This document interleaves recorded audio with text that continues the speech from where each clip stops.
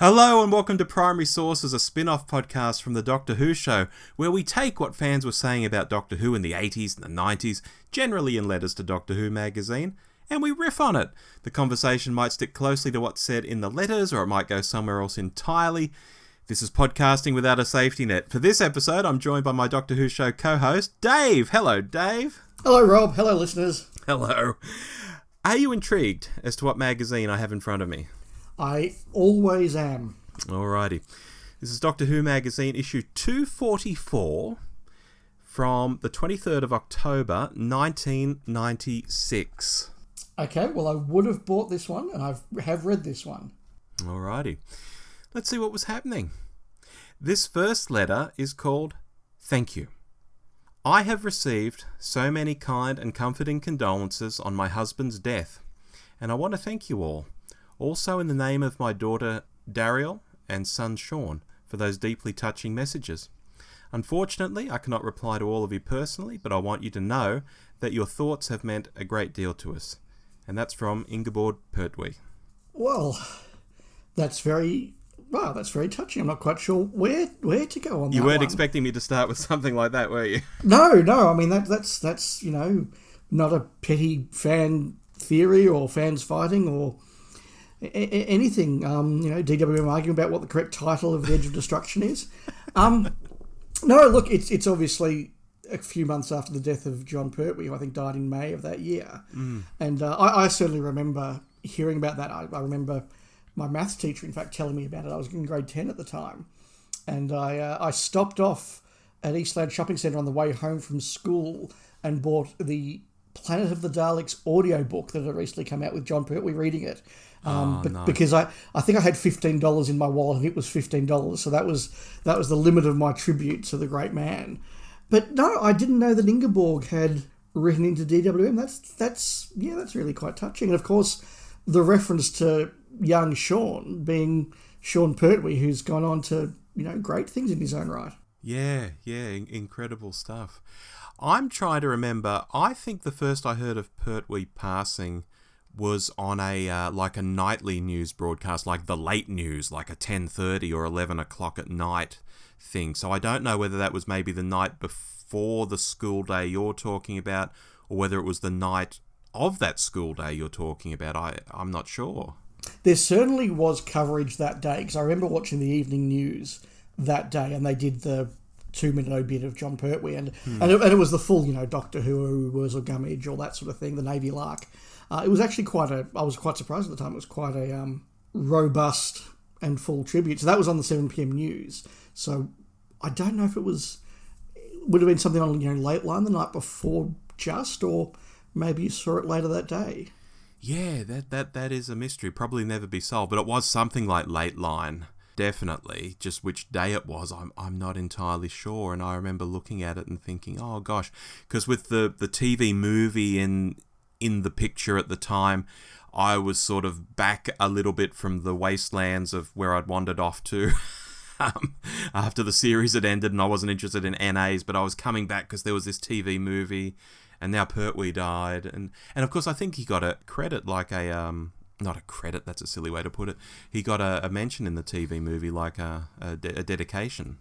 Yeah, because he died just before the TV movie came out, and I certainly know that the first club meeting down in Melbourne after Pertwee died was the meeting in May where we screened the telly movie, having tried to get multiple copies out from the UK to make sure we had one to show that Saturday. And one of the more amusing things is that one of the dedicated long-term fans at the club decided that he would dress up as John Pertwee in tribute and came to the meeting dressed in John Pertwee with a cape and all the rest of it.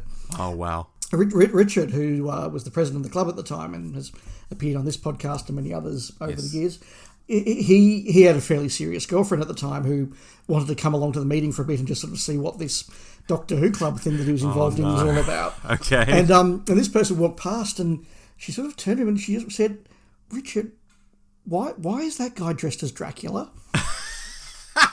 Dracula, I guess, with the cape and all. The cape and all, yeah. Was it the red satin version?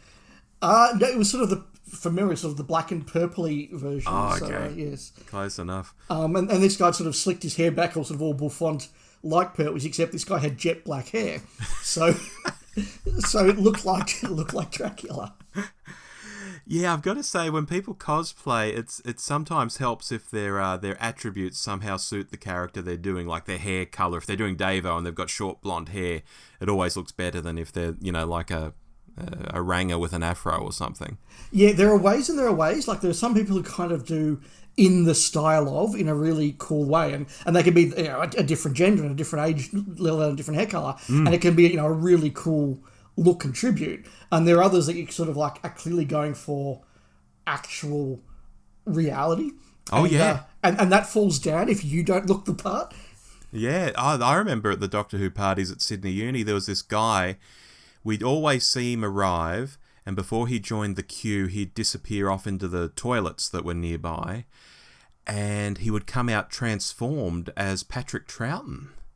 And he would have brushed his hair forward, sort of Troughton style. You know how like Troughton had a normal haircut, but he'd brush it forward, sort of Beatles style, to get that look.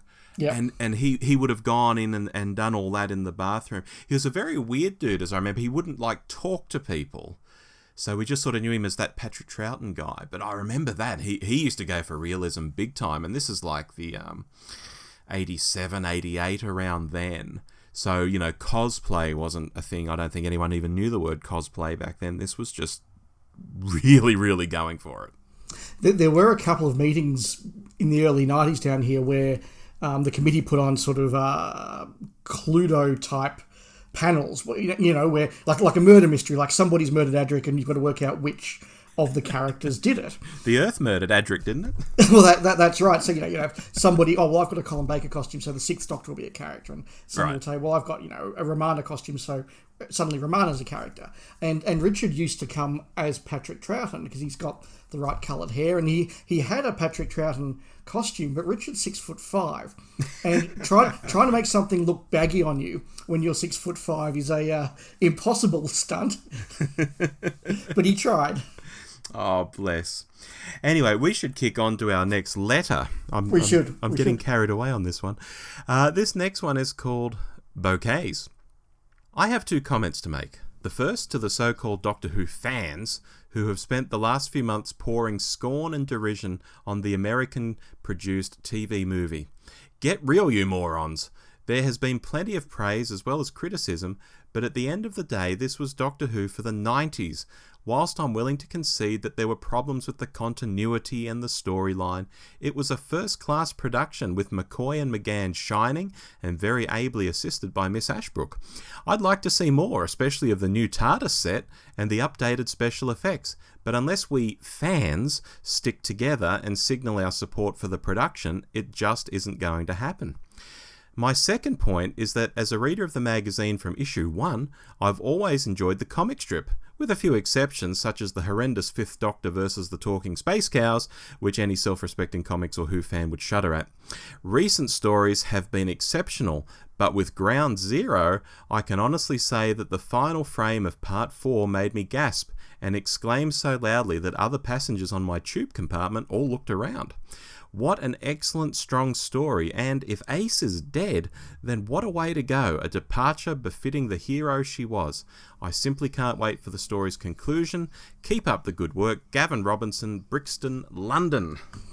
Right, Gavin, well, there's a lot to say about that one, and I'll plough through a couple of points. The first is, when you gave me the issue number and the period where this magazine came out of, I was instantly reminded of that very bleak and difficult period for DWM, because for about 12, if not 18 months, DWM had really invested everything in the TV movie being a success. It was really sort of the big chance for DWM to have another lease of life, and they really went hard on the TV movie. And then it screened, and there was this real sense in the next issues of DWM of, bugger, what do we do now? Because it was very clear it wasn't going to be a series, and it wasn't that good. And Paul McGann had only taken so many publicity shots for the cover.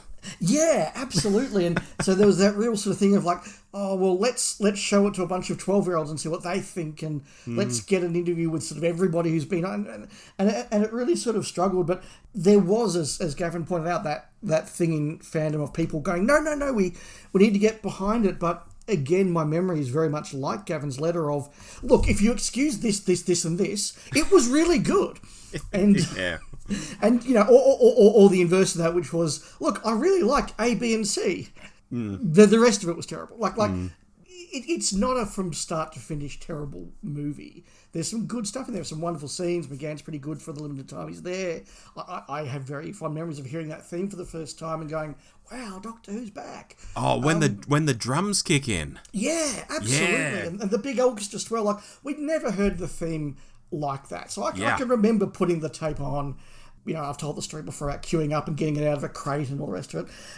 Yes. And then, hearing that theme, you know, the real tingle of like, wow, Doctor Who's back. And then there was sort of like half an hour without the Doctor in it, and then some McGann's in it, then he's not in it, and then it's 20 minutes of him in the, you know, the sort of the contraption, like, Grace, no! Oh my God.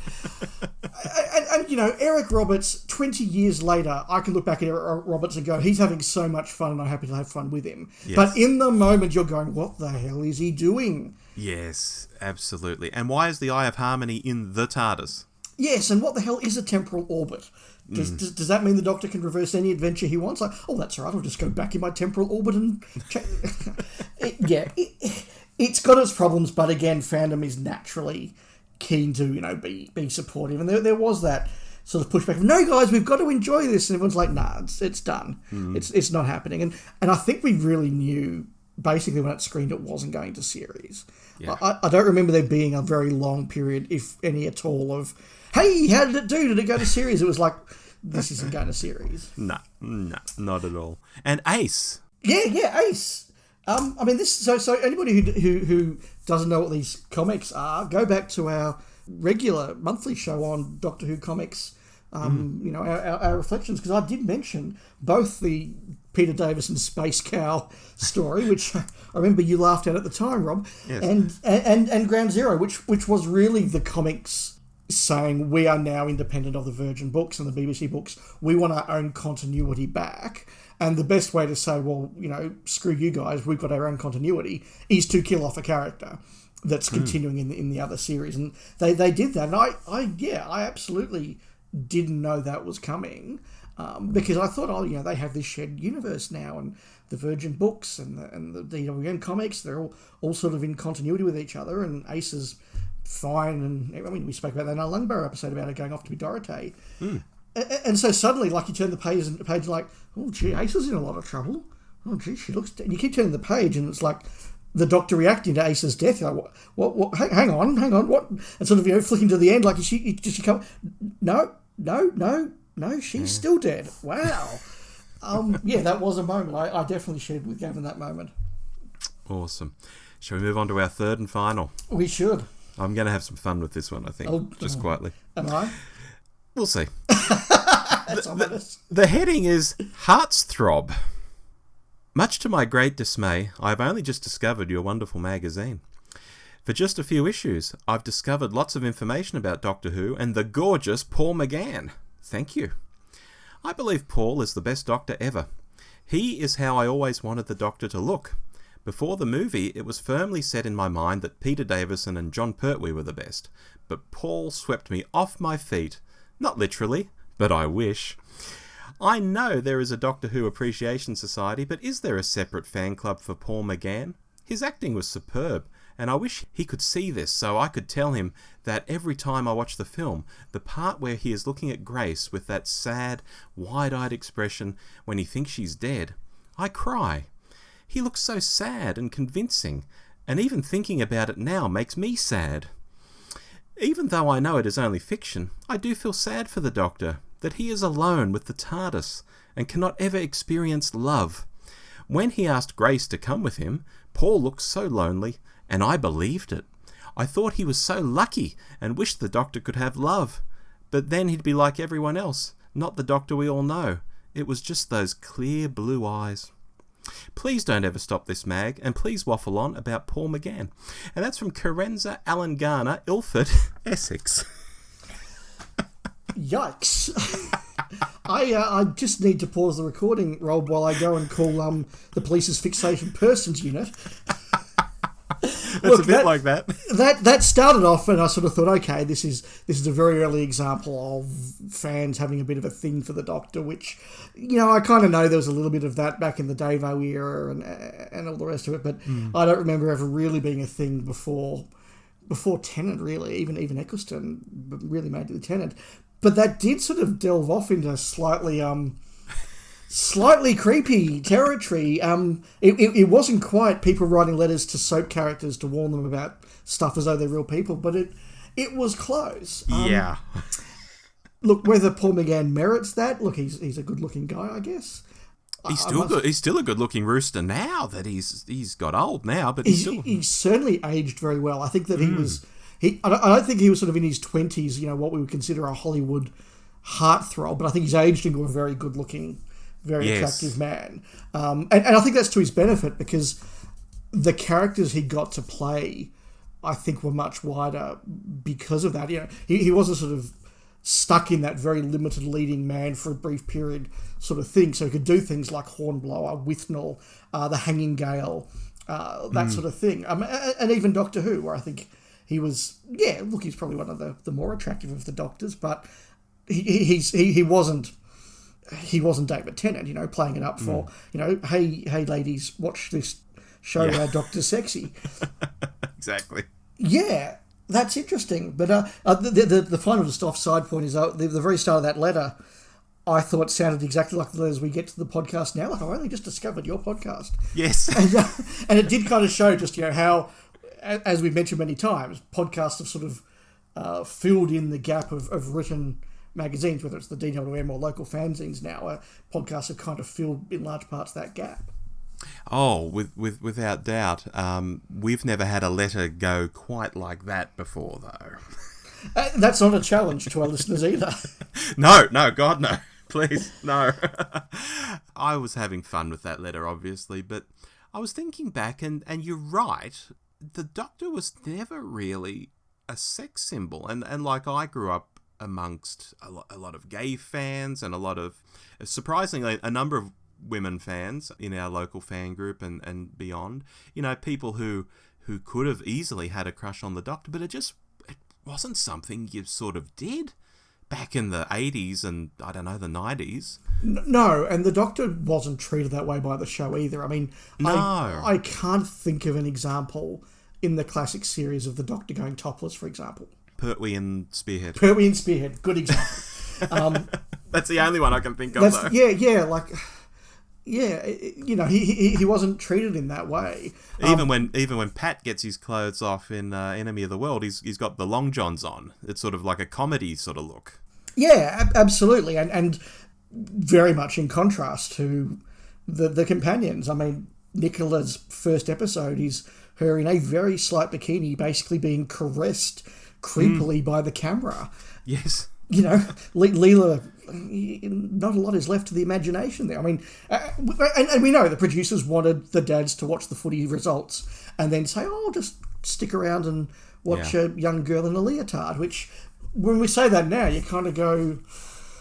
Ooh. Yeah, fans who have never heard, that for the dads sort of thing, they're sort of wide-eyed in amazement these days when they hear that, but it's true, it happened. It's true, and it's not any different now. We're just a lot more careful about how we say it. I mean, there's no doubt that companions are cast in partly to be good looking, and frankly a lot of the Doctors now and a lot of the side characters now are cast to be good looking, and they get their kid off a lot more because that's television now, and it's probably a little bit more equal opportunity sexist and the rest of it, but it is there. I wonder what Carenza would have made of David Tennant or someone like that. Let's find out. If you're listening, Carenza, let us know. And on that bombshell, Dave, that was a fun episode, I think. Completely unexpected places. Very good.